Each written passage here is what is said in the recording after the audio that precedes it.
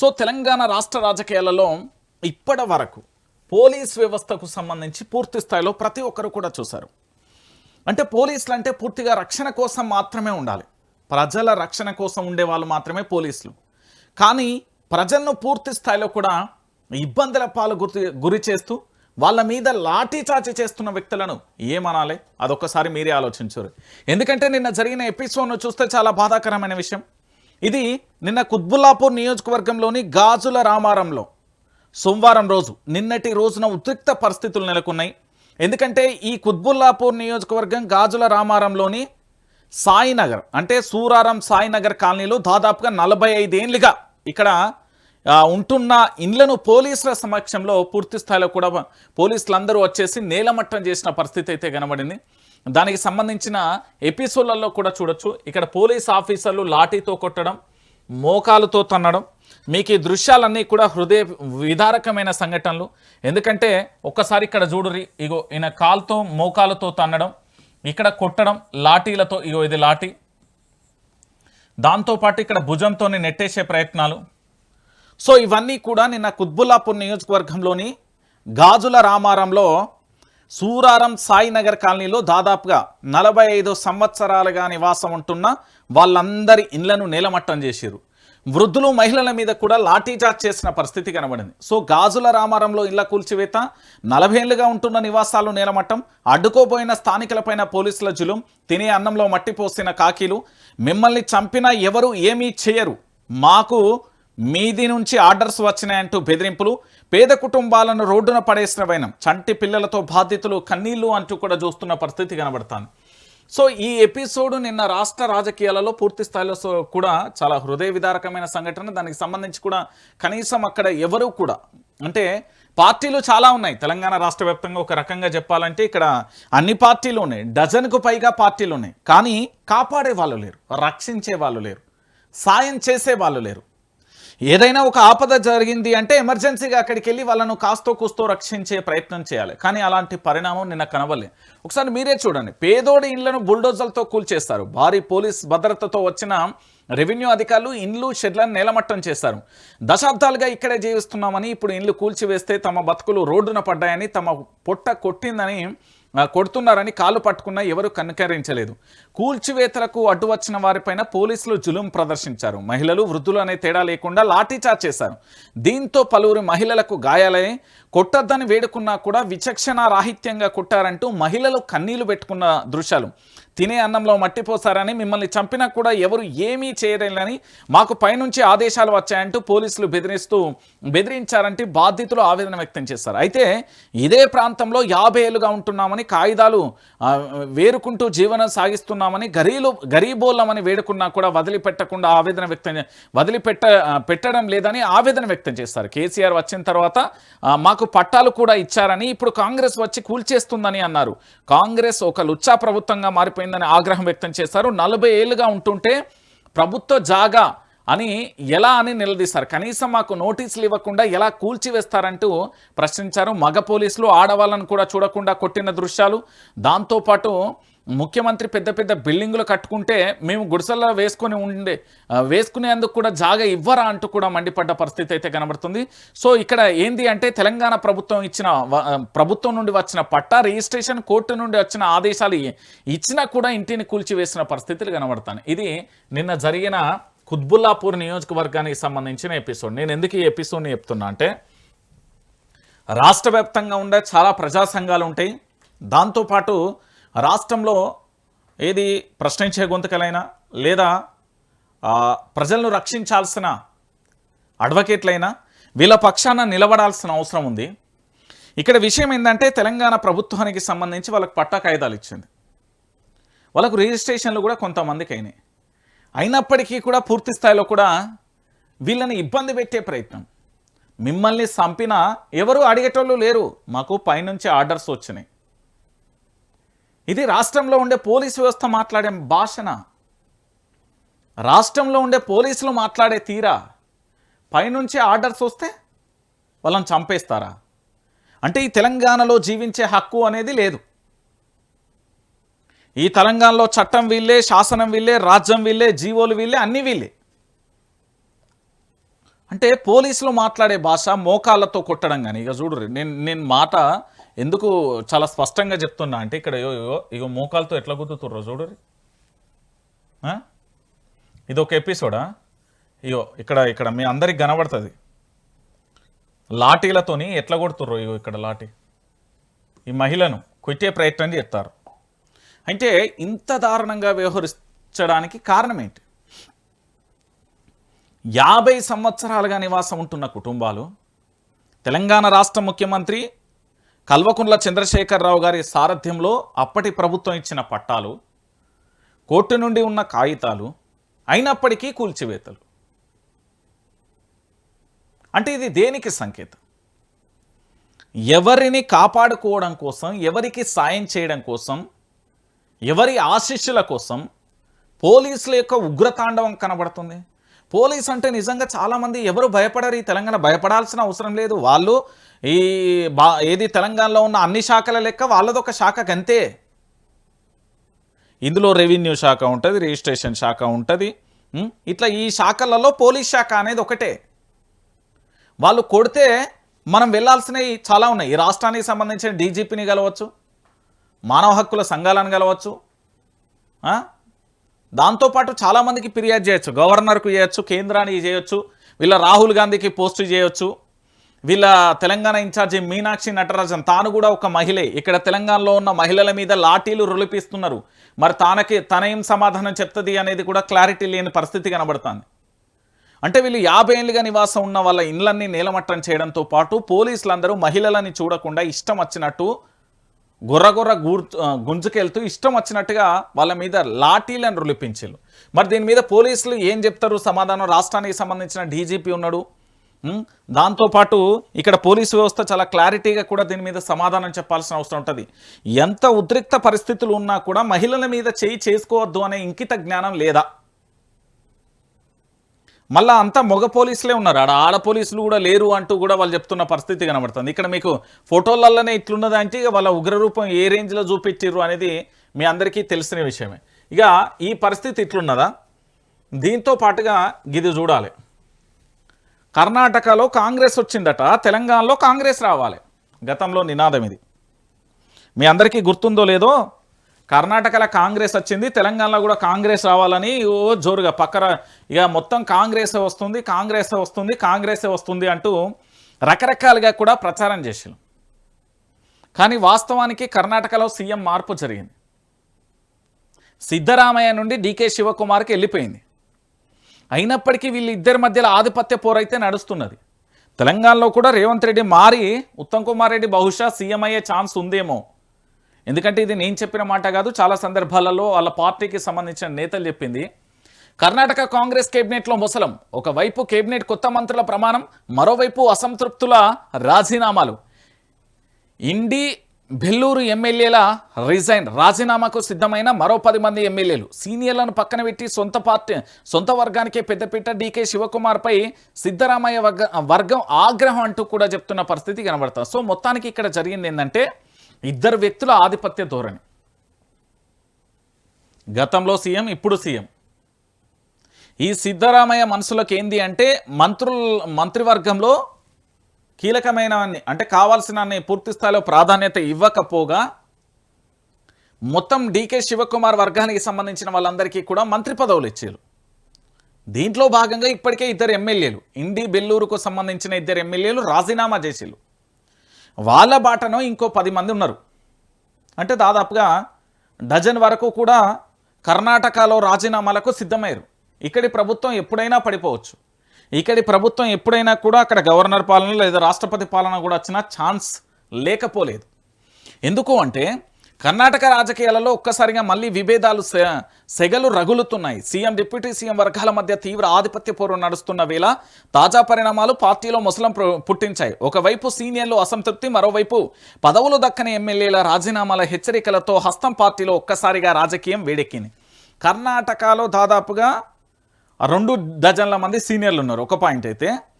ఇంకొకటి ఏంటంటే ఇక్కడ రెండోది వర్గపోరు ఉన్నది, డీకే శివకుమార్ సిద్ధరామయ్యకు సంబంధించి. ఇక మూడోది ఇంకొక విషయం ఏందో తెలుసా, కొంతమంది ఎమ్మెల్యేలకు మంత్రి పదవులు ఇవ్వలేదని వాళ్ళు రాజీనామాకు సిద్ధమైన పరిస్థితి కనబడుతుంది.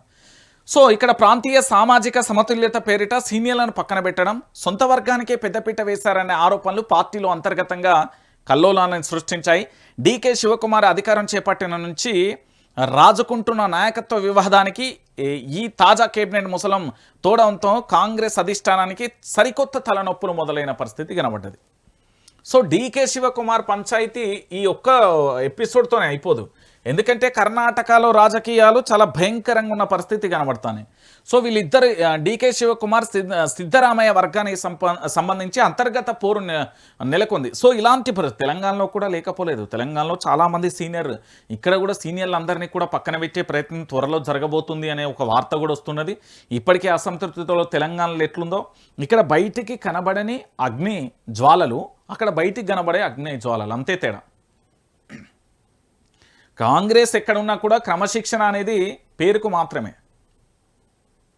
కాంగ్రెస్లో ఎప్పుడైనా కష్టపడ్డ కార్యకర్తకు దక్కని ఫలితం. కాంగ్రెస్ అంటేనే వివాదాలు, వివాదాస్పదాలు, వర్గాలు, వర్గపోరులు ఇవే జరుగుతాయి. ఇంకేముంటాయి చెప్పురి. సో ఫైనల్గా కర్ణాటక రాజకీయాలలో కూడా మళ్ళొక్కసారి మొసలం మొదలైంది. ఎప్పటికైనా ఆడ ప్రభుత్వం పడిపోవచ్చు, ఏ క్షణమైనా ప్రభుత్వం పడిపోయే అవకాశం ఉంది అంటూ కూడా రాజకీయ విశ్లేషకులు అయితే చెప్తున్న పరిస్థితి కనబడుతుంది. నిన్న ఒక్కరోజే తెలంగాణ రాష్ట్ర రాజకీయాలను షేక్ చేసిన అంశం ఇది. ఇది బహుశా నాకు ఇది విన్నప్పుడు కూడా ఆశ్చర్యాన్ని కల్పించింది. అరే నిజంగా తెలంగాణలో ఏం జరుగుతుంది, తెలంగాణ విషయంలో ఆశ్చర్యకరమైన విషయం ఇది. ఎందుకు అంటే ఆ బ్లాక్ ఎమ్మెల్యే ఎవరు? 6 నెలల కాలంలోనే 470 కోట్ల రూపాయలు అప్పు కట్టిండట ఒక ఎమ్మెల్యే. మళ్ళా అదంతా ఏంటిదో తెలుసా? వైట్ మనీతోనే 470 కోట్ల రూపాయలు అప్పు ఎట్లా కట్టిండనేది తెలంగాణలో ఉన్న ప్రతి ఒక్కరు కూడా ఆలోచించాల్సిన విషయం. అన్నా 1000 రూపాయలు కాదు, 1,00,000 రూపాయలు కాదు, 1 కోటి రూపాయలు కాదు, అక్షరాల 470 కోట్ల రూపాయలతోని కేవలం 6 నెలల కాలంలోనే తాను అప్పులన్నీ కట్టేసిండట. 6 నెలలలోనే 470 కోట్ల అప్పు ఎలా కట్టారు? ఎమ్మెల్యేల సంపాదనే ఈ స్థాయిలో ఉంటే ఇక మంత్రులు, సీఎం సంపాదన ఎంత ఉండాలి? 6 నెలల్లో 470 కోట్లు ఎమ్మెల్యే, 470 కోట్లు అంటే డబల్ వేసుకుందాం మంత్రి కాబట్టి, అంటే 1000 కోట్లు. 6 నెలలు 6,000 కోట్లు మంత్రులు సంపాదించవచ్చు. ఇక మరి సీఎం స్థాయిలో వ్యక్తి అంటే దాన్ని ఒక 5 రేట్లు వేసుకుందాం. ఏంది, నెలకు ఒక 5,000 కోట్లు వేసుకున్నా కూడా 6,530, అవి ఒక ఎంత లేదన్నా 30,000 కోట్లు ఆయన సంపాదించవచ్చు. అంటే సీఎం 30,000 కోట్లు, మంత్రులు ఒక 5,000 కోట్లు, ఎమ్మెల్యే 6 నెలల్లో 470 కోట్లు, అంటే గట్టిగానే సంపాదిస్తారు. అంటే ఈ ఎమ్మెల్యేలను మనం అంచనా వేసుకొని లెక్కలు పెడితే అట్లా ఉంటాయి. ఒక ఎమ్మెల్యే, సాధారణమైన MLA, member of legislative assembly సభ్యుడు కేవలం 6 నెలలలో 470 కోట్ల రూపాయలు అప్పుగా ఇచ్చిండట. మనీ లూటింగ్ ఏజెంట్లకు చీఫ్ రేవంత్ రెడ్డి, ఏ ఫైల్ కదినా 40% కమిషన్. నిజంగా సీఎం డిప్యూటీలకు వాటాలు లేకుంటే వాస్తవాలు బయట పెట్టాలి. కాంగ్రెస్ ఎమ్మెల్యేల అవినీతిపై విచారణ జరిపే దమ్ము ప్రభుత్వానికి ఉందా? బీజేపీ ఎల్పీ నేత ఎల్ఐటి మహేశ్వర్ రెడ్డి అంటూ కూడా చెప్తున్న పరిస్థితి కనబడుతుంది. సో మొత్తానికి ఏడాది వ్యవధిలోనే ఒక కాంగ్రెస్ ఎమ్మెల్యే వైట్ మనీతో 470 కోట్ల అప్పు ఎలా చెల్లించారని బీజేపీ శాసనసభాపక్ష నేత ఎల్ఐటి మహేశ్వర్ రెడ్డి ప్రశ్నించిండు. సోమవారం మీడియాతో మాట్లాడిన ఆయన అసలు అంత మొత్తంలో అప్పు తీర్చిన ఆ కాంగ్రెస్ ఎమ్మెల్యే ఎవరిని నిలదీశారో, కాంగ్రెస్ ఎమ్మెల్యేల అవినీతిపై సుమోటోగా విచారణ జరిపే దమ్ము ధైర్యం రాష్ట్ర ప్రభుత్వానికి ఉందా అంటూ కూడా సవాల్ విసిరిన పరిస్థితి కనబడతాను. అసలు ఇది నిన్న మొత్తం నా దగ్గర కూడా ఉంది. ఎందుకంటే ఈయన ఉమ్మడి ఆదిలాబాద్ జిల్లాకు సంబంధించిన నేత అట, కొత్త ఎమ్మెల్యేనట, మళ్ళీ ఈయన పాత ఆయన కూడా కాదట. ఎందుకంటే నిన్న ఈ విషయానికి సంబంధించి పూర్తి స్థాయిలో కూడా పంచాయతీ మొదలైంది. ఎక్కడ చూసినా కూడా ఈయన పేరు ఎత్తాంది. ఆయన పేరు ఏం పేరు? ఉమ్మడి ఆదిలాబాద్ జిల్లాకు సంబంధించిన ఎమ్మెల్యేనట. ఈయన 470 కోట్ల రూపాయలు అప్పు కట్టిండంటే ఎట్లా దోపిడీ చేసిండో ఒక్కసారి మీరు అందరూ కూడా ఆలోచించరు. తెలంగాణ సమాజం కూడా మంచిర్యాల, ఉమ్మడి ఆదిలాబాద్ జిల్లాకు సంబంధించి మంచిర్యాల జిల్లా కాంగ్రెస్ ఎమ్మెల్యే అక్రమార్జన చూసి సొంత పార్టీకి సంబంధించిన నేతలే అక్కడ షాక్ అయ్యారట. గెలిచిన ఏడాదిన్నరలోపే 400 కోట్లకు పైగా అప్పులను అవలీలగా చెల్లించిన వైనం. 2.5 ఏళ్లగా యథేచ్ఛగా చెరువుల ఆక్రమణ జరిగిందట, ఇసుక దొంగ జరిగిందట, బెదిరింపులు, వసూళ్లు ఎమ్మెల్యేలపై ఈ ఎమ్మెల్యే మీద దాదాపుగా 40కి పైగా క్రిమినల్ కేసులు ఉన్నాయట. అందులో భూ కబ్జాలు, బెదిరింపులు కూడా ఉన్నాయట. కాప్రా భూ కబ్జాలో బయటపడిన ఎమ్మెల్యే పేరు గాంధీభవన్ ముట్టడించిన బాధితులు. 2.5 దశాబ్దాలకు పైగా రాజకీయాలలో ఉన్న కేవలం 2023 ఎన్నికలలో తొలిసారి గెలిచాడు. మొన్ననే వివిధ కమర్షియల్ బిజినెస్ కంపెనీలను నడిపిస్తున్న ఎమ్మెల్యే కుటుంబం 11 కంపెనీల పేరిట 6 ఏళ్లలో 9 బ్యాంకుల నుంచి దాదాపుగా 470 కోట్ల రూపాయలు అప్పు చేసిందట. అప్పులు తిరిగి చెల్లించకపోవడంతో డిఫాల్టర్గా ప్రకటించిన బ్యాంకులు. అయితే 2023లో గెలవగానే సీన్ మొత్తం మారిపోయింది. 11 కంపెనీల పేరిట 6 ఏళ్లలో 9 బ్యాంకుల నుంచి దాదాపుగా 470 కోట్ల రూపాయలు అప్పు తెచ్చిండట. అయితే 2023 ఎన్నికలలో గెలవంగానే వారం రోజులలో, కేవలం వారం రోజులేనా, 2023లో గెలవగానే మారిన సీన్. వారం రోజులలోనే 450 కోట్ల అప్పు క్లియర్ చేసిండట. అఫిడవిట్ ప్రకారం 2018లో ఈయన ఆస్తులు 26 కోట్లు, 2023కి వచ్చేటాలకు 54 కోట్ల ఆస్తులు. సాధారణంగా ఎమ్మెల్యే అక్రమార్జన ఇంత ఉంటే ఇక మంత్రుల పరిస్థితి ఏంది? అంటే ఈయన 11 కంపెనీల పేరిట దాదాపుగా ఎంత, కంపెనీల పేరిట 6 ఏళ్లలో 9 బ్యాంకుల నుంచి 470 కోట్ల రూపాయల అప్పు తీసుకున్నాడు. ఎమ్మెల్యే గెలిచిన వారం రోజులలోనే 470 కోట్ల రూపాయల అప్పు తీర్చిండట. ఆ తిరకాసేందో, ఆ లూప్ ఏందో మాకు కూడా చెప్తే మేము కూడా కట్టుకుంటాం కదా. ఎమ్మెల్యే సాప్ అట్లా ఎట్లా పాసిబుల్ అవుతుందో మాకు కూడా చెప్పుర్రి. మరి తెలంగాణలో దాదాపుగా హైదరాబాద్లో ఈఎంఐలతోని 98 లక్షల మంది యువత ఇబ్బంది పడుతున్నాయి. 1,34,00,000 కుటుంబాలు ఆగమైపోతున్నాయి ఈఎంఐలతోని, అప్పులతోని. ఈ తెలంగాణలో 4 కోట్ల మంది ఉంటే దాదాపుగా 3 కోట్ల పైసలకు ఈఎంఐలు, అప్పులు చాలామంది ఇబ్బంది పడుతున్నారట. మరి అది కూడా చెప్పరాదు. అట్లనే మా రాష్ట్రంలో, తెలంగాణ రాష్ట్రానికి సంబంధించి ఖజానా లేదు, ఇన్కమ్ లేదు, రాబడి లేదు, అసలు పైసలే లేదు, అప్పుల కుప్పగా మారిందన్నారు. మరి ఈ ఎమ్మెల్యే ఎవరో ఆయనను పిలిపించుకొని రేవంత్ రెడ్డి పక్క గూక పెట్టుకొని మాట్లాడుకుంటే ఈయన వారం రోజులలోనే ఇట్లా 470 కోట్లుగా ఇచ్చిందంటే మరి రాష్ట్ర ఆదాయాన్ని కూడా భారీగా పెంచే ఛాన్స్ ఉంటుంది. ఒకసారి అవకాశం ఇచ్చి చూడు ఎవరో ఆయన. మరి ఆయనకు రాష్ట్రానికి సంబంధించిన ఆదాయాన్ని కూడా అట్లా తీసుకొస్తాడో ఏం కథ అడుగుర్రి. 470 కోట్ల వైట్ మనీ, మళ్ళది బ్లాక్ మనీ కూడా కాదు. 11 కంపెనీల పేరిట తీసుకున్న 470 కోట్ల రూపాయలను అవలీలా కట్టేసిందట. మరి ఈ కిరికేందో రాష్ట్ర ముఖ్యమంత్రి తెలుసుకొని రాష్ట్ర ప్రభుత్వ ఆదాయాన్ని కూడా పెంచుర్రిగా. మరి ఎట్లా ఈయన మీద సిట్టింగ్ విచారణ ఉండదు, ఈయన మీద విచారణలు జరిగాయి, సుమోటోగా కేసు నమోదు చేయరు, ఈయన మీద విచారణ జరిపే దమ్ము ధైర్యం ప్రభుత్వానికి లేదు, వాళ్ళ పార్టీడే కాబట్టి అయిపోయాయి. ఇంకేముంటుంది ఇలా? అంతకు మించి ఇంకేం ఉండదు కదా. ఇక దాంతోపాటుగా మీ అందరికీ తెలుసు కదా, రాష్ట్రంలో బోనాల పండుగ వచ్చిందంటే హైదరాబాద్లో ఒక హల్చల్, అది మీ అందరికీ తెలిసిందే. ఎవరు అడ్డొచ్చినా ఊరుకోను, విగ్రహ ప్రతిష్ఠ చేయాల్సిందే. నేను సంతోషంగా రాలేదు, కోపంతో వచ్చాను, నా పట్ల అహంకారం ఎక్కువైంది, ఇచ్చిన మాట నిలబెట్టుకోవడం లేదు, 6 నెలలలో విగ్రహ ప్రతిష్ఠన చేయాలి, లేదంటే భారీగా ప్రాణ నష్టం, భారీగా వర్షాలకు జనం కొట్టుకుపోతారు, అగ్ని ప్రమాదాలు సంభవిస్తాయి, భవిష్యవాణి చెప్పిన మాతంగి స్వర్ణలత అంటూ కూడా చెప్పిన పరిస్థితి కనబడుతుంది.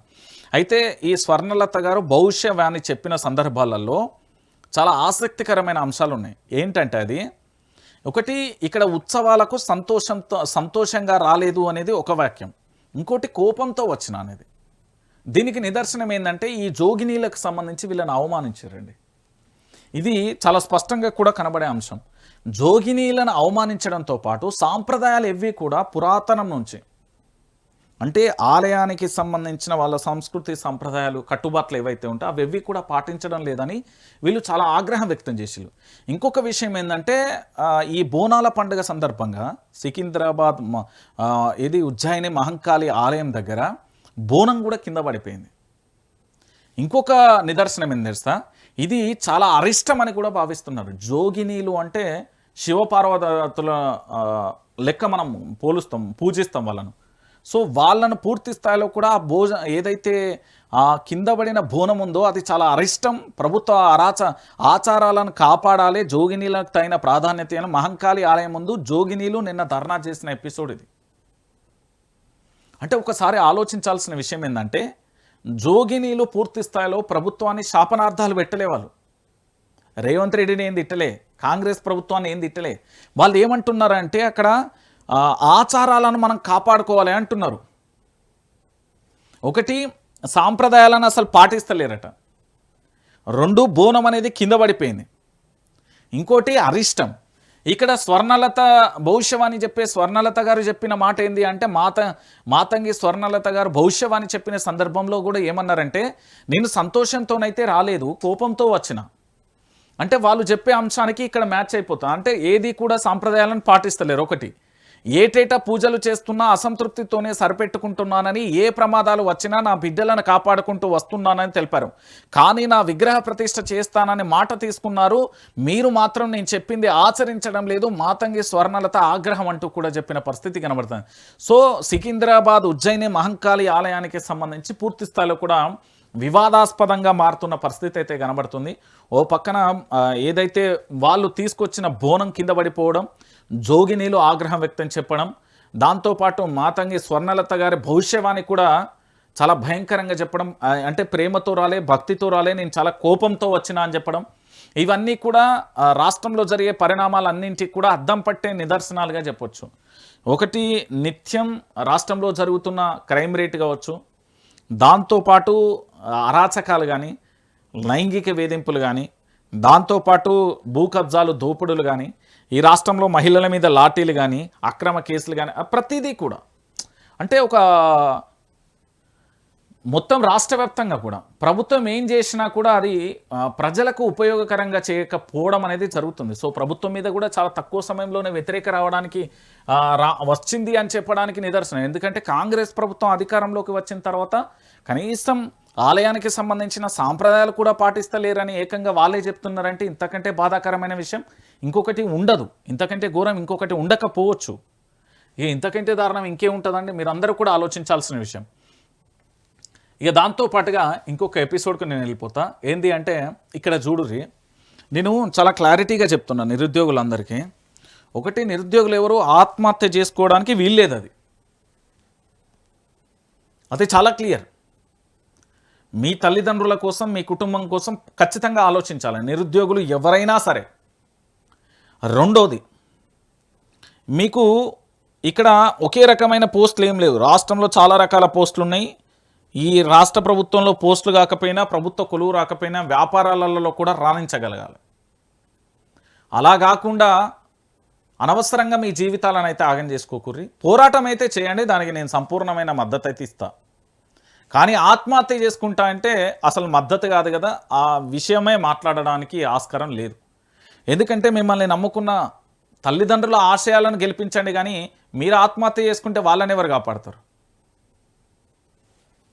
సో పోలీస్ పోస్టు పెంచాలని ప్రొటెక్స్ట్ ఒకసారి ఇక్కడ చూడొచ్చు. మొత్తానికి 7,437 పోస్టులతో కాకుండా 19,000 పోలీసు ఉద్యోగాలతో ప్రభుత్వం వెంటనే నోటిఫికేషన్ విడుదల చేయాలని నిరుద్యోగ జేఏసీ ఆందోళన చేపట్టింది. లేని పక్షంలో పెద్ద ఎత్తున ఉద్యమానికి దిగుతామని హెచ్చరించింది. ఈ మేరకు సోమవారం ఇందిరా పార్క్ వద్ద నిరుద్యోగులు మెరుపు ధర్నాకు దిగిన పరిస్థితి ఇక్కడ చూస్తున్నాం. ఏంది అంటే, ఇక్కడ నిల్చొని ప్లకార్లు పట్టిన వాళ్ళందరూ కూడా డిగ్రీలు, పీజీలు, ఎంఫీలు, పిహెచ్డీలు పూర్తి చేసేలు. వీళ్ళ వర్షన్ ఏంటంటే, ప్రభుత్వానికి ప్రజలకు మధ్య వారధిగా ఉండే శాఖలు ఏదైతే ఉందో దాంట్లో ఉద్యోగులుగా వీళ్ళు నిలబడాలి. ఇది అసలు మ్యాటర్. అయితే ప్రభుత్వానికి సంబంధించి పూర్తి స్థాయిలో రాష్ట్రంలో దాదాపుగా ఏంది అంటే, టీఎస్పీఎస్సీకి సంబంధించి రిజిస్ట్రేషన్లోనే దాదాపుగా 40 లక్షల మంది ఎన్రోల్మెంట్ చేసుకున్నారు, అంటే రిజిస్ట్రేషన్ అయ్యారు. అది ఎప్పుడు కేసీఆర్ ప్రభుత్వం ఉన్నప్పుడు. మళ్ళీ ఇంకెప్పుడు అవకాశం ఇవ్వలే. ఒకవేళ ఇచ్చి ఉంటే వాళ్ళు 80 లక్షల వరకు అయ్యే అవకాశం ఛాన్స్ ఉంది. అయితే ఇక్కడ విషయం ఏంటి అంటే, రాష్ట్రంలో ఏదైతే పోలీసు ఉద్యోగాలలో ఖాళీలు ఉంటాయి కదా, ఆ ఖాళీలు అన్నింటినీ కూడా భర్తీ చేయండి. ఈ సగం పెట్టుడేంది? ఏంది అంటే అదేదో కొసరేసినట్టుగా ఈ పోస్టుల విడుదలేంది, ఈ నోటిఫికేషన్లు ఏంది అనేది వాళ్ళ వర్షన్. సో రాష్ట్ర ప్రభుత్వం పూర్తి స్థాయిలో కూడా పోస్టులన్నీ కూడా భర్తీ చేయాలనే ఒక ఎజెండాను వీళ్ళు ముందు పెట్టుకున్నారు. సో దీనికి సంబంధించి ప్రధానంగా కూడా వీళ్ళు డిమాండ్ చేస్తున్న పరిస్థితి కనబడుతుంది. అయితే ఇక్కడ ఇంకొక విషయం ఏంటంటే, నిరుద్యోగుల పోరాటం అనేది అద్భుతం. వాళ్ళ హక్కుల కోసం వాళ్ళు ఏంటి అంటే, నిరుద్యోగులు ఉద్యోగులుగా మారాలి. రాష్ట్రంలో చాలా ఖాళీలు ఉన్నాయి, వాటిన్నింటిని కూడా భర్తీ చేయండి, జాబ్ క్యాలెండర్ రిలీజ్ చేయండి. మీరు చెప్పిన మీ మేనిఫెస్టోలని ఆ మేనిఫెస్టో చైర్మన్లకు సంబంధించి మేనిఫెస్టో సభ్యులకు సంబంధించి అప్పుడున్నోళ్ళు ఇప్పుడున్నారు, ఎవరేం కాలంలో కలిసిపోలే, అందరూ ఉన్నారు. సో వాళ్ళందరూ కూడా వచ్చి ప్రెస్ మీట్ పెట్టి జాబ్ క్యాలెండర్ రిలీజ్ చేసి వాళ్ళకు ఉద్యోగ నోటిఫికేషన్లు ఇచ్చి వాళ్ళ ఉద్యోగాలను తీర్చిదిద్దాలని వాళ్ళు రోడ్ల మీద ధర్నా చేయాల్సిన దుస్థితి తీసుకురావడానికి ప్రధానమైన కారణం ఏంటి అంటే కాంగ్రెస్ ప్రభుత్వం. అధికారం రాకముందుకు జయహో అంది, అధికారం వచ్చిన తర్వాత నయ్యంది. సో ఈరోజు రాష్ట్ర వ్యాప్తంగా కూడా వాళ్ళకు ఉద్యోగ అవకాశాలలో పోస్టులను ఉన్న పోస్టులన్నీ కూడా ఫిలప్ చేయరు అనేది వాళ్ళ డిమాండ్. ఇక ఇది ఇట్లుంటే ఇంకొక పంచాయతీ ఉన్నది చూడుర్రి. మీరు ఇక్కడ చూస్తున్నారు కదా, ఇంజనీరింగ్ విద్యార్థులను క్రిమినల్ వేస్ట్గా పేర్కొన్న సీఎం రేవంత్ రెడ్డి వెంటనే క్షమాపణ చెప్పాలని బీఆర్ఎస్ నేతలు డిమాండ్ చేశారు. లేని పక్షంలో వచ్చే ఎన్నికలలో కొడంగల్ నుంచి 1,00,000 మంది విద్యార్థులతో నామినేషన్ వేస్తామని స్పష్టం చేశారు. ఈ మేరకు తెలంగాణ భవన్ వద్ద మీడియా సమక్షంలో ప్లకార్డులు ప్రదర్శిస్తున్న పరిస్థితి ఇక్కడ కనబడుతుంది. నేనేమంటున్నా అంటే, మా తెలంగాణ రాష్ట్ర కాంగ్రెస్ పార్టీ ముఖ్యమంత్రి యనుమల రేవంత్ రెడ్డి గారు ఎందుకు ఇట్లా మాట్లాడతాడనేది నాకు అర్థం కాదు. ఇంజనీరింగ్ విద్యార్థులైనా, వైద్య విద్యార్థులైనా, డిగ్రీ విద్యార్థులైనా, పీజీ విద్యార్థులైనా, ఏ విద్యార్థులైనా గౌరవించడం అనేది మన లక్షణం కదా. ఇప్పుడు నేను ఎదుటి వ్యక్తిని సార్ అంటే ఆ వ్యక్తి నన్ను సార్ అంటాడు, ఒరే అంటే నన్ను ఒరే అంటాడు. అంటే మనం స్పందించే తీరు, మనం మాట్లాడే భాష కామన్గా వాడుక భాషలో గ్రామీణ ప్రాంతాల్లో కానీ ఎక్కడైనా కూడా రాష్ట్ర వ్యాప్తంగా ఒక వ్యక్తిని మనం ఎలా రెస్పెక్ట్ చేస్తామో ఆ వ్యక్తి కూడా మనల్ని అలాగే రెస్పెక్ట్ చేస్తున్నాం. ఇంజనీరింగ్ విద్యార్థులకు సంబంధించి ఇప్పుడు కాంగ్రెస్ ప్రభుత్వాన్ని వాళ్ళు ఏమన్నారు, నాకు అర్థం కాని ప్రశ్న ఇదే. ఇంజనీరింగ్ విద్యార్థులు కాంగ్రెస్ ప్రభుత్వాన్ని వాళ్ళు ఏమనలే ఇప్పటివరకు. నిజంగా చెప్తున్నా, ఇంజనీరింగ్ విద్యార్థులు వాళ్ళ ప్రాజెక్టులు వాళ్ళ చదువులు వాళ్ళకే సరిపోతాయి. అవి మరి వాళ్ళని ఎందుకు అట్లా పోల్చిండు అనేది కూడా సందర్భం నాకు అర్థం కాని పరిస్థితి కనబడుతుంది. ఇట్లా ఎందుకు మాట్లాడిండు అనేది కూడా అర్థం కాలే నాకు అసలు. ఆ మాట్లాడాల్సిన సిచ్యువేషను లేదు, అక్కడ మాట్లాడాల్సిన పరిస్థితి లేదు. అంటే టాపిక్ డైవర్షన్ చేసినా కూడా ఒక వ్యక్తిని మనం కించపరచడం అనేది మనకు ఆ రైట్ లేదు కదా. ఫస్ట్ ఒక రాష్ట్ర ముఖ్యమంత్రి మాట్లాడుతున్నాడు అంటే టీవీలు అన్నీ ఆన్ చేసుకుని ఎంత హూందాతనంగా మాట్లాడుతాడు, ఎంత పద్ధతిగా మాట్లాడుతాడు, ఎంత ఓపికగా సమస్యలు వింటుండు, ఎంత మంచిగా స్పందిస్తుండు అనేది ఉంటుంది.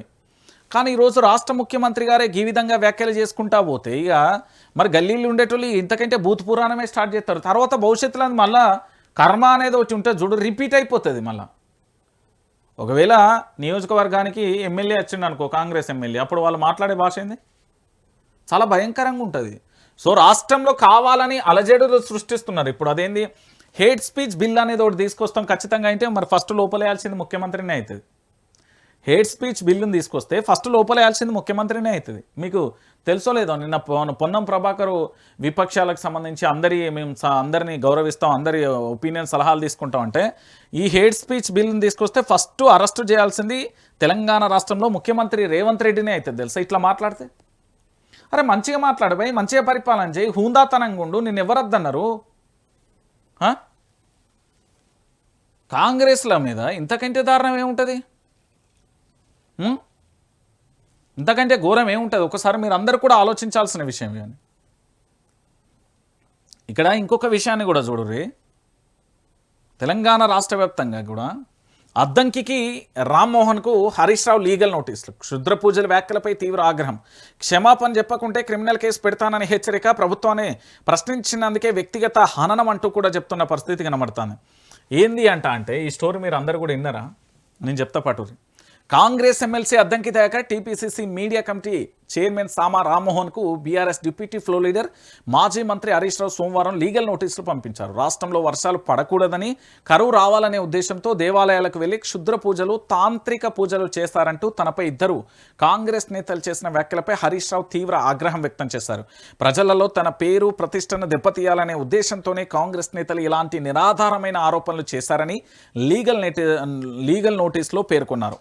మొక్కులు తీర్చుకునేందుకు గుడికి వెళ్ళడం మన సాంప్రదాయమని, అలా భక్తి శ్రద్ధలతో గుడికి వెళ్తే ఆ విషయాన్ని సైతం తమ స్వార్థ రాజకీయ ప్రయోజనాల కోసం వక్రీకరించి వాడుకోవడం కాంగ్రెస్ నేతల సంకుచిత బుద్ధికే వదిలేస్తున్నా అని చెప్పాడు. ఒక విషయం నాకు అర్థం కాని విషయం ఏంటంటే, కాంగ్రెస్ నేతలు ఆలోచించాల్సిన విషయం, ఇప్పుడు ఏంది క్షుద్ర పూజలు చేసిళ్ళు, తాంత్రిక పూజలు చేసిళ్ళు అని వాళ్ళు చెప్పిళ్ళు. తెలంగాణలో అధికారంలో ఉంది కాంగ్రెస్ పార్టీ. తెలంగాణలో పోలీసు వ్యవస్థ కాంగ్రెస్ పార్టీ, తెలంగాణలో ఇంటెలిజెన్స్, సిసిఎస్, ఎస్ఓటి, ఇంకేమైనా ఉంటే టాస్క్ ఫోర్స్ అన్నీ కాంగ్రెస్ పార్టీ. ఫోన్లు మన చేతులు ఉన్న ఫోన్లన్నీ కాంగ్రెస్ ముఖ్యమంత్రి చేతిలో ఉంటాయి. మరి అన్ని కాంగ్రెస్ వాళ్ళ చేతిలో ఉన్నప్పుడు మళ్ళీ ఈ వ్యాఖ్యలు ఎందుకు? అవేవో ఆధారాలు తీసుకురావచ్చు కదా. ఎందుకు ఇవన్నీ పేకుడు? ఇది పెనం మీద పేలాలు ఏరినట్టు శివాల మీద రాజకీయాలు అంటారు నా భాషలో. హరీష్ రావుకు సంబంధించి ఆయనకు గసొంటి బుద్ధి ఎక్కడిది, గసొంటి ఆలోచనలు ఎక్కడిది? ఈ వ్యక్తిగతంగా వ్యక్తిని హననం చేసే ముచ్చట్లన్నీ తెర మీదకి ఎందుకు తీసుకొస్తాలో నాకు అర్థం కాని విషయం ఇది. తెలంగాణ ప్రాంత ప్రజలకు ఏం సమాధానం చెప్తుంది కాంగ్రెస్ పార్టీ? హరీష్ రావుకు సంబంధించి ఒక కాళేశ్వరం ప్రాజెక్టు పూర్తి చేయడానికి రాత్రి పగళ్ళు అక్కడే నిద్రించి పనులన్నీ పూర్తి చేసి రాష్ట్రంలో సకాలంలో పూర్తి స్థాయిలో కూడా నీళ్ళన్నీ కూడా పంట పొలాలకు వచ్చే విధంగా ప్రాజెక్టును పూర్తి చేసి విజయవంతంగా కూడా సక్సెస్ చేసిన వ్యక్తి హరీష్ రావు. తాంత్రిక పూజలు, తంత్ర పూజలు, క్షుద్ర పూజలు, ఇవన్నీ పదాలు ఎందుకు వస్తున్నాయి? రాజకీయం చేస్తున్నారా లేకపోతే ఇంకేమైనా చేస్తున్నారా? కాంగ్రెస్ పార్టీకి సంబంధించిన నేతలందరూ కూడా నోరు ఉన్నదని ఇష్టం ఉన్నట్టు మాట్లాడితే ఎట్లాది? ఇప్పుడు రేపు పొద్దుగా తాంత్రిక పూజలు చదువు బిష్ అంటే అయిపోతాయి అని. అరే ఏం మాట్లాడతారు భయ్? ఏం వ్యాఖ్యలు అవి? రాష్ట్రంలో 4 కోట్ల మంది ప్రజలు ఉన్నారు, వాళ్ళందరూ వింటారు, అందరూ చదువుకున్నోళ్ళే. గ్రామీణ ప్రాంతానికి వెళ్తే డైపర్ వేసుకునే పోరగా నుండి కట్టబట్టుకునే ముసలైన వరకు అందరికీ తెలుసు. ఈ వ్యాఖ్యలు చేసి వేరే హరీష్ రావుకు సంబంధించి వ్యక్తిగత హననం చేసుడు ఏంది అసలు? ఏంది ఇదంతా? అంటే మీ పర్మిషన్ తీసుకొని గుడికి పోవాలి, మీ పర్మిషన్ తీసుకొని ఇంటికి పోవాలి, మీ పర్మిషన్ తీసుకొనే పని చేయాలి. ఇక ఏడి పోయినా బట్టగలిసి మీ దేశుడే. ఆ క్షుద్ర పూజలు, తాంత్రిక పూజలు అనేది బీఆర్ఎస్లో తెలితే మీకే తెలవాలి. మరి అది ఏం పద్ధతి? అది ఏం మాట్లాడు? లీగల్ నోటీసులు పంపించండి. మరి లీగల్ నోటీసులకు వాళ్ళు ఏం రిప్లై ఇస్తారో, ఎట్లా ఇస్తారో చూద్దాం, మనం కూడా చూద్దాం. ఎందుకంటే అలా ఏమవుతుంది, ఏం కథ అనేది కూడా చూసే ప్రయత్నం అయితే చేద్దాం. ఇక దాంతోపాటుగా ఇంకొక అంశాన్ని కూడా మీ అందరికీ తెలిసిన విషయమే, ఏది అంగన్వాడీ పోస్టుల అమ్మకానికి అంటూ కూడా చూడొచ్చు. మెరిట్కు కోత, ఇంటర్వ్యూ పేరుతో వాటా, పైరవీళ్లకు తలుపులు తెరిచిన ప్రభుత్వ నిర్ణయం. ఒక్కో టీచర్ పోస్టుకు 2 లక్షల దాకా బేరం. గతంలో లేని ఇంటర్వ్యూల మార్కులు తెరపైకి. ఇక ఇంటర్వ్యూకి 10 మార్కులు కేటాయించిన సర్కార్. అదే విధానంపై పలు జిల్లాలలో నోటిఫికేషన్ల జారీ. కాంగ్రెస్ నేతలకు లబ్ధి కలిగించేందుకేనని ప్రచారం. ఇప్పటికే బేరసారాలలో అధికార పార్టీ నాయకులు తాము చెప్పిన వాళ్ళకే పోస్టులు వస్తాయని ప్రచారం. అంగన్వాడీ హెల్పర్ పోస్టుకు 1 లక్ష దాకా వసూలు చేస్తున్న పరిస్థితి కనబడుతుంది. సో మొత్తానికి తెలంగాణ రాష్ట్ర వ్యాప్తంగా అంగన్వాడీ పోస్టులు ఏవైతే ఉన్నాయో వాటినట అమ్ముకుంటున్నారట. ఎందుకంటే గతంలో ఎప్పుడు అంగన్వాడీ టీచర్లు కానీ హెల్పర్ పోస్టుల భర్తీ కోసం ఇంటర్వ్యూ అనేది లేదట. మరి ఇంటర్వ్యూలు ఎందుకు తీస్తున్నారు? చాలా వరకు రాష్ట్ర ప్రభుత్వం గతంలో ఇంటర్వ్యూలు అన్నీ కూడా క్యాన్సిల్ చేసింది. ప్రతిభ ఆధారంగా భర్తీ చేసే ఈ పోస్టులకి ఇప్పుడు ఇంటర్వ్యూ పేరుతోని 10 మార్కులు కేటాయిస్తూ దీన్ని అమ్ముకునే ప్రయత్నం చేస్తున్నారు అనేది రాష్ట్రానికి సంబంధించి పూర్తి స్థాయిలో ఆరోపిస్తున్న పరిస్థితి కనబడుతుంది. మరి దీనికి ఏం సమాధానం చెప్తుంది, ఏం కథ అనేది వేచి చూడాలి. ఇక నిండు చూలాలు 10 గంటల పడిగాపులు. నీలోఫర్లో బెడ్లు లేక గర్భిణీల నరకయాతన. నీలోఫర్ గతి తప్పిన వైద్య సేవలకు నిదర్శనం ఈ దృశ్యం. మంచాలు లేక గర్భిణీలను కుర్చీలో కూర్చోబెట్టి ట్రీట్మెంట్ అందిస్తున్నారు. ఉదయం 11:40 దావఖానకు వచ్చిన ఖైరతాబాద్ మహిళ రాత్రి 10 గంటలకు ఇలానే కుర్చీలో ఉండిపోయింది. పలువురు గర్భిణీలది ఇదే పరిస్థితి. బెడ్స్ ఖాళీ అయితేనే ఇస్తామని చెప్తున్నారని 10 గంటలు ఇలా కూర్చొని రావడంతో నరకయాతన పడుతున్నామని వారు వాపోతున్నారు. సోమవారం నైట్ డ్యూటీ అధికారులు కూడా అందుబాటులో లేరు అంటూ కూడా చెప్తున్న పరిస్థితి కనబడుతుంది. ఇక రాష్ట్రానికి సంబంధించిన వైద్య ఆరోగ్య శాఖ మంత్రి ఏ పేరు ఉండే, ఆయన పేరు దామోదర్ రాజనరసింహ. నీ పదవి కన్నా రాజీనామా చేయి, వీళ్ళనన్నా ఆడుండే వైద్యులు సక్క లేకపోతే వాళ్ళనన్నా సస్పెండ్ చేసి కొత్త వైద్యులనే అలర్ట్ చేయి. నైట్ పూట డ్యూటీకి డాక్టర్లు వెళ్ళారట. ఏంది నరకయాతన? వైద్యము నారాయణ హరి అనేటట్టు చేస్తున్న పరిస్థితి కనబడుతుంది. తెలంగాణ రాష్ట్రంలో కనీసం ఏంది వైద్యానికి వచ్చే వాళ్ళకి గర్భిణీలకు కూడా మీరు ప్రభుత్వం చక్కగా వైద్యం చేయకపోతే మీదేం ప్రభుత్వం, లొట్టపీస్ ప్రభుత్వం. మరి ఎవరి కోసం ఉన్నట్టు, ఎందుకోసం ఉన్నట్టు, ఎందుకు పరిపాలన చేస్తుంది? వైద్య ఆరోగ్య శాఖ మంత్రి అందుబాటులో లేడు, డాక్టర్లు అందుబాటులో లేరు, ముఖ్యమంత్రి అందుబాటులో లేరు. మరి సమీక్ష చేసేది ఎవరు? ఉదయం 11:40 వస్తే రాత్రి 10 గంటల దాకా గర్భిణీ స్త్రీని అట్లా ఊకోబెడతారా? తెలంగాణ ఆడబిడ్డలకు మనం ఇచ్చే గౌరవం ఏదైనా? ఆల్రెడీ గర్భిణీ స్త్రీలకు సంబంధించిన న్యూట్రిషన్ కిట్ గతంలో కేసీఆర్ ఇస్తే దాన్ని ఎగ్గొట్టిల్లు. మరి ఇప్పుడు ఏం చేస్తారు మీరు? ఏం సమాధానం లేదు. ఎట్లున్నా అంటే దున్నపోతు మీద వాన పడ్డట్టున్నది పరిస్థితి. అంతకు మించి ఏమీ లేని పరిస్థితి కనబడుతుంది తెలంగాణలో. నేను చెప్తున్నా కదా. ఇక దాంతోపాటు బీజేపీ జెండా పీకేశారు. కమలంకోటలో ప్రశాంత్ కిషోర్ పాగా, బకింపూర్ ఉప ఎన్నికలలో ఘన విజయం, గుజరాత్ మంజల్పూర్లో బీజేపీ, మధ్యప్రదేశ్లో దళిత్యాల్లో కాంగ్రెస్ గెలుపు అంటూ చూడొచ్చు. కమలం కంచుకోటలో ప్రశాంత్ కిషోర్ జెండా పాతాడు. బీజేపీ జాతీయ అధ్యక్షుడు నితిన్ నబీబ్ రాజీనామాతో ఖాళీ అయిన బీహార్లోని బకీపూర్ నియోజకవర్గంలో 19,324 ఓట్ల మెజార్టీతో బీజేపీ అభ్యర్థి నీరజ్ కుమార్పై అపూర్వ విజయాన్ని సాధించారు. ఇక జన్ సూరజ్ పార్టీ నుంచి తొలి విజయాన్ని నమోదు చేశారు. 3 రాష్ట్రాలలోని 3 అసెంబ్లీ స్థానాల ఉప ఎన్నికల ఫలితాలు రాగా మధ్యప్రదేశ్లోని దతియా నియోజకవర్గం నుంచి ఘనశ్యామ్ సింగ్ కాంగ్రెస్, గుజరాత్లోని దాంతోపాటు ఇంకో నియోజకవర్గం నుంచి సతీష్ గోవింద్ భాయ్ పటేల్ బీజేపీ నుంచి గెలుపొందారు అంటూ కూడా చెప్పిన పరిస్థితి కనబడుతుంది.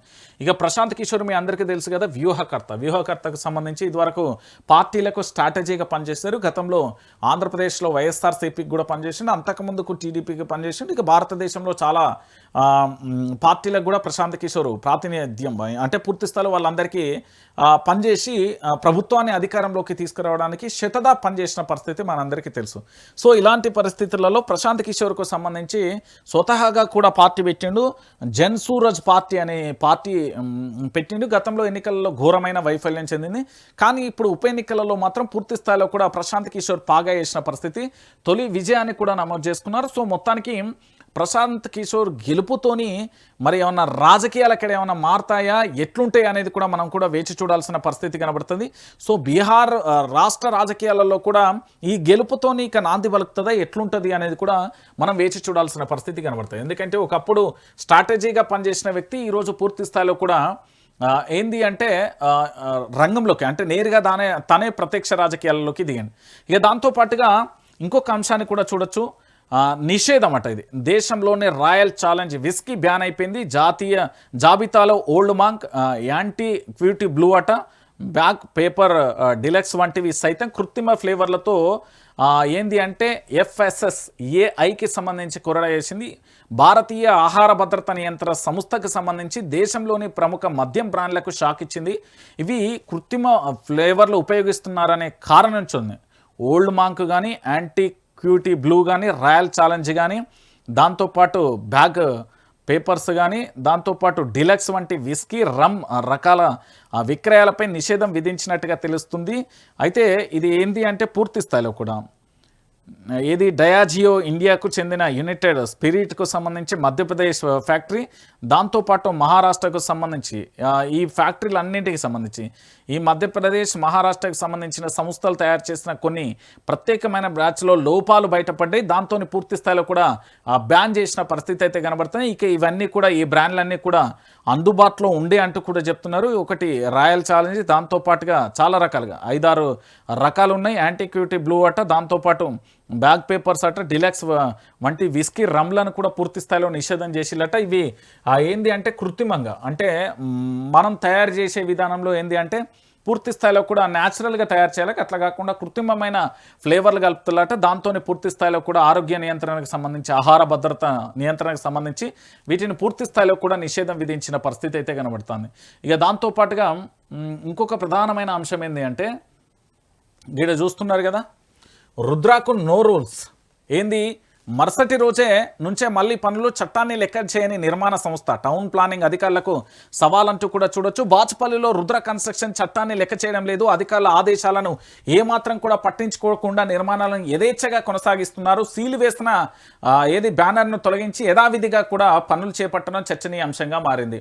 బాచుపల్లిలోని ఈ రుద్ర కన్స్ట్రక్షన్ ఎవరిని లెక్క చేస్తలేట. ఆల్రెడీ భవనాన్ని సీజ్ చేసిన పేపర్ ఇక్కడ ఏదైతే ఫ్లెక్సీ ఏర్పాటు చేస్తే ఆ ఫ్లెక్సీని తొలగించి వీళ్ళు పనులు చేస్తున్నారట. ఇగో ఇది కథ.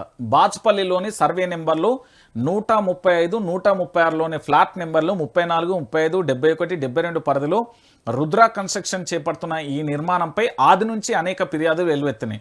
ప్రధాన రహదారికి సంబంధించిన ఫుట్పాత్తో పాటు రోడ్డు స్థలాన్ని ఆక్రమించి దీనిపై మున్సిపల్ HMDA అధికారులకు ఆధారాలతో సహా విన్నవించారు. భవన నిర్మాణం నిబంధనల ప్రకారం వదలాల్సిన ప్రధాన సెంట్ బ్యాక్లను పూర్తిగా గాలికి వదిలేయడం కాకుండా అనుమతులు పొందిన ప్లాన్ కూడా విరుద్ధంగా సెల్లార్ పనులు అంతస్తుల నిర్మాణం చేపడుతున్నారని ప్రజావాణిలోనూ ఆర్జీలు సమర్పించారు. ఈ అక్రమ వ్యవహారాల తీవ్రతను గమనించిన సైబరాబాద్ మున్సిపల్ కార్పొరేషన్ అధికారులు క్షేత్రస్థాయిలో కూడా పరిశీలించి ఈ భవనాన్ని సీజ్ చేస్తే ఈ రుద్ర కన్స్ట్రక్షన్ అనేటోడు ఏం చేసిండు, మళ్ళీ ఆ బ్యానర్ను వీకేసి మళ్ళీ పనులు మొదలుపెట్టిల్లట. ఇలా దీని మీద మొదటి నుండి అనేక అనుమానాలు ఉన్న పరిస్థితి కనబడతాయి. అయినప్పటికీ కూడా ఆది నుంచి ఆ అతిక్రమణలే ఉన్నాయి ప్రతి దాంట్లో. సెల్లార్ బ్యాగ్ కానీ, దాంతోపాటు రోడ్డు కానీ, ఫుట్పాత్ కానీ అన్నీ కూడా నిబంధనలకు విరుద్ధంగా నిర్మాణం చేపడతాలని అప్పుడు భవనాన్ని సీజ్ చేస్తూ అధికారులు ఇక్కడ ఫ్లెక్సీని ఏర్పాటు చేస్తే ఇప్పుడు దాన్ని తొలగించి వీళ్ళని పనులు చేపడతారట. మరి దీని వెనుక ముఖ్యమంత్రికి సంబంధించి మంత్రులు ఎవరన్నా ఉన్నారా, ఎమ్మెల్యేలు ఉన్నారా? ఇంత ధైర్యంగా ఎట్లా తీస్తాడు? అధికారులు సీజ్ చేసిన దాన్ని ఇంత మళ్ళీ రీఓపెన్ చేసేసి ఈయన పనులు మొదలుపెట్టిండు అంటే దీని సంగతి ఏంది అనేది తెలంగాణ సమాజం చెప్పాలి. నేను మళ్ళీ చెప్తున్నా, ఈ రుద్ర కన్స్ట్రక్షన్ అనేది ఈ రుద్ర కన్స్ట్రక్షన్ ఉన్నది కదా, దీని దగ్గర ఎవరైనా ఏమన్నా ఫ్లాట్లు కొనుగోలు చేసినా, ఈ బిల్డింగ్లలో ఎవరైనా కొనుగోలు చేస్తే ఎట్టి పరిస్థితులలో అటు ముఖాన కూడా చూడరు. రుద్ర కన్స్ట్రక్షన్ అనేది కనబడితే తలకాయ తిప్పి వెళ్ళిపోరు. ఎందుకంటే అదంతా కూడా నిబంధనలకు విరుద్ధంగా నిర్మాణం చేపడుతుంది కాబట్టి దీన్ని పూర్తి స్థాయిలో ఈ రుద్ర కన్స్ట్రక్షన్ అనేది పూర్తిగా కూడా ఏదంటే చట్టాన్ని అతిక్రమించి నిర్మాణం చేపడతారు. భవిష్యత్తులో దీన్ని మళ్ళీ కూల్చేస్తుంది, హైడ్రా లాంటిది వస్తుంది మళ్ళీ కూల్చేస్తుంది. కాబట్టి ఎట్టి పరిస్థితులలో ఈ రుద్ర కన్స్ట్రక్షన్స్కు రూల్స్ పాటిస్తలేదు కాబట్టి ఖచ్చితంగా కూడా దాని ముఖాన అసలే చూడకూరు. ఇక దాంతోపాటుగా ఇంకొకటి ఏంటంటే బీజేపీ గేట్లు తెరిచింది అనేది మొన్న ఈ మధ్యంలో చూసిన పరిస్థితి కనబడుతుంది. భారతీయ జనతా పార్టీ తెలంగాణకు సంబంధించి, నరేంద్ర మోడీకి సంబంధించి, అమిత్ షాకు సంబంధించి 3 స్పెషల్ టీములు రంగంలోకి దిగినాయి అనేది ఈ మధ్యకాలంలో పేపర్లో వచ్చింది. అది నేను కూడా చదివినా, మీ అందరికీ తెలుసు. అయితే పార్టీ టికెట్కు గ్యారంటీ లేదు, బీజేపీలో చేరికలకు బ్రేక్, అడ్డంకికి జాతీయ నాయకత్వం కండిషన్స్, ఎన్నికల సమయంలో అభ్యర్థులు క్యూ కడతారని ధీమా అంటూ కూడా చెప్పిన. భారతీయ జనతా పార్టీలోకి జైన్ కావడానికి ఎవరికీ ఇష్టం లేదు. వీళ్ళు పోరాటాలు చేయరు, వీళ్ళు నిరసనలు వ్యక్తం చేయరు, వీళ్ళు ఎవరికి మద్దతు తెలిపరు, వీళ్ళు ఎక్కడా కనిపించరు. నిరుద్యోగుల పంచాయతీ అంతా కనబడుతుంది, అక్కడికి ఒక్క నేతను వెళ్ళిండా? హైడ్రాకు సంబంధించిన పంచాయతీ అంతా కనబడుతుంది, అక్కడికి వెళ్ళిలా? నిన్న గాజుల రామారంలకు సంబంధించి అక్కడ పంచాయతీ నడిచింది, అక్కడికి ఏమన్నా వెళ్ళిలా? పోనీ నిరుద్యోగికి సంబంధించి ఆయన వేణుకుమార్ అనుకుంటా, ఆయన నిన్న సూసైడ్ చేసుకున్నాడు, అక్కడికి ఎవరైనా వెళ్ళా? ఇక భారతీయ జనతా పార్టీ ఎందుకే తెలంగాణ వాళ్ళ పొద్దుగాల షట్ డౌన్ అన్న చేయరాదు. వీళ్ళకి ఏంది అంటే ఏ పార్టీల దిక్కు లేనోడు ఈ పార్టీలకు వచ్చి టికెట్ కోసం వస్తారు, ఆ టికెట్ కోసం వచ్చిన వాళ్ళకు మాత్రమే అవకాశం. కానీ భారతీయ జనతా పార్టీ మంచి లీడర్లు ఉన్నారు, కానీ దాన్ని ఎందుకు మరి ప్రజల్లోకి తీసుకెళ్తలేరో అది అర్థం కాదు. అలా రఘునందన్ ఉన్నాడు, ఈటల రాజేందర్ ఉన్నాడు, ధర్మపురి అరవింద్ ఉన్నాడు, బండి సంజయ్ ఉన్నాడు, కిషన్ రెడ్డి ఉన్నాడు, ఇట్లా చెప్పుకుంటూ పోతే హేమా నేతలున్నారు. అయినప్పటికీ ఏం ప్రయోజనం లేదు. పేరు గొప్ప ఊరు దిబ్బ అన్నట్టు తెలంగాణలో భారతీయ జనతా పార్టీ పరిస్థితి ఇది. దీని వేస్ట్. తెలంగాణలో ఏంది అంటే కేవలం చాలా మంది ఇప్పటికే పోయినోళ్ళు, బీఆర్ఎస్ నుండి పోయినోళ్ళు కూడా ఎప్పుడు బయటకు వద్దాం అని అంటున్నారు. నా దగ్గర కూడా అది వినబడ్డది, నేను కూడా వాళ్ళతో మాట్లాడినా. ఇక చూడ్రి, మంత్రుల పేషీలలో షాడోస్. Wow, super. ఇది కాంగ్రెస్కే సాధ్యం తెలుసా? బీఆర్ఎస్ ప్రభుత్వం గన్నేళ్ళు ఉన్నది కదా, ఒక మంత్రుల పేషీలో కాదు, సీఎం పేషీలో కూడా షాడో కనబడదు. ఆల్ టైమ్ రికార్డ్ ఒక కేసీఆర్ తప్ప ఇంకెవరు కనబడరు. ఫైల్స్ క్లియర్ చేసే సమయంలో అక్కడే తిష్ట, ప్రభుత్వ నిర్ణయాల్లోనూ జోక్యం, అత్యంత చొరవ చూపుతున్న అత్యుత్సాహం, నచ్చజెప్పలేక మినిస్టర్లు సతమతం, అధిష్టానానికి దగ్గరై మనసులు కావడంతో సైలెంట్. ఇలాగే వదిలేస్తే ప్రభుత్వ ఇమేజ్కే మచ్చ వస్తుందనే అభిప్రాయం. సీఎం పార్టీ అధిష్టానం జోక్యం చేసుకోవాలని సచివాలయ వర్గాల నుంచి వినతులు. సచివాలయంలోని కొందరు పార్టీ ముఖ్య నేతలు మకామేస్తున్నట్టు. అయితే ఇప్పుడు ఏదైనా ఒక మంత్రి ఉన్నాడు అనుకో, మంత్రి కూకొని అక్కడ సమీక్షా సమావేశం పెట్టేస్తే లేదు సార్ ఇది గిట్లా చేయాలి సార్, లేదు సార్ ఇది గిట్లా చేద్దాం సార్. ఆయన ఏమన్నా అందామా అంటే ఆయన ముఖ్యమంత్రి మనిషి, మళ్ళీ నాకే లొల్లి వస్తుందని సపరేట్ కూకుంటాడు.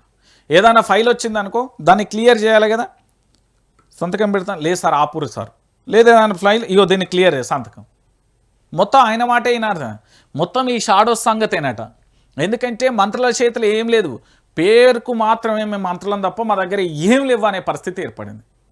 రాష్ట్రంలో మంత్రుల పరిస్థితికి అట్లనే ఉన్నది. వీళ్ళు ఏమైనా చేస్తారా అంటే వాళ్ళ చేతిలో ఏమీ లేదు, ఇంకా ముచ్చటే లేదు. అలా మంత్రులు కేవలం పేరుకు మాత్రమే, నామమాత్రం మంత్రులు. ముఖ్యమంత్రికి షాడో ముఖ్యమంత్రి, మంత్రులకు షాడోస్ ఉన్నారు. సో వీళ్ళు చెప్పింది